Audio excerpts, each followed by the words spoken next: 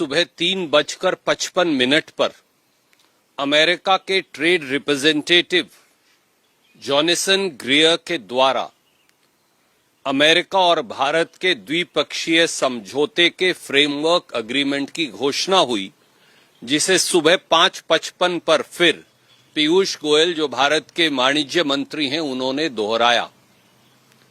जो पिछले कई दिनों से चर्चा में था, वो अब इस फ्रेमवर्क एग्रीमेंट से साबित और सबूत हो गया। हिंदुस्तान के 72 करोड़ किसानों के पेट पर लात मारी गई है। हिंदुस्तान के 72 करोड़ अन्नदाताओं, खेत मजदूरों और किसानों की रोजी रोटी को छीनने का काम किया गया है। हिंदुस्तान के 72 करोड़ अन्नदाताओं और किसानों, उनकी फार्म प्रोड्यूस को अमेरिका के हितों के आगे खिलवाड़ कर बेच देने का काम किया गया है। अगर आप ये फ्रेमवर्क एग्रीमेंट पढ़ें तो ये है वो फ्रेमवर्क एग्रीमेंट जो अमेरिका और भारत ने जारी किया है।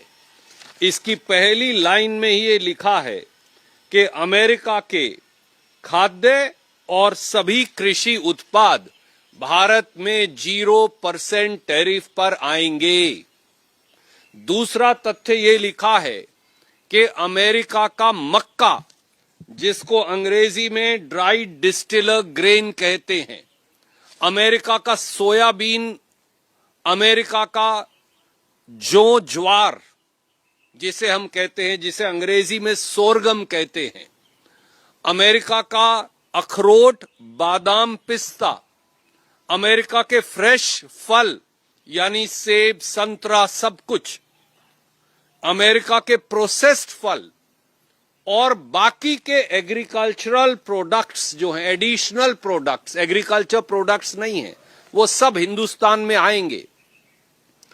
पहले से ही हम 334 मिलियन कपास अमेरिका से आयात कर रहे हैं, जिसकी वजह से हिंदुस्तान के बाजार में कपास पैदा करने वाले किसान के भाव औंधे मुंह गिर गए हैं। तो अब मक्का अमेरिका से आएगा, कपास अमेरिका से आएगी, ज्वार अमेरिका से आएगा, फल अमेरिका से आएंगे, प्रोसेस्ड फ्रूट अमेरिका से आएंगे, सोयाबीन अमेरिका से आएगा। तो मोदी जी, पीयूष गोयल जी, हिंदुस्तान के किसान का क्या होगा? वो कहां जाएगा?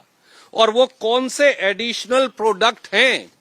क्या इस एडिशनल प्रोडक्ट का मतलब ये है कि अब अमेरिका से दूध भी आएगा, गेहूं भी आएगी, अमेरिका से डायरी प्रोडक्ट्स भी आएंगे? ये कौन बताएगा?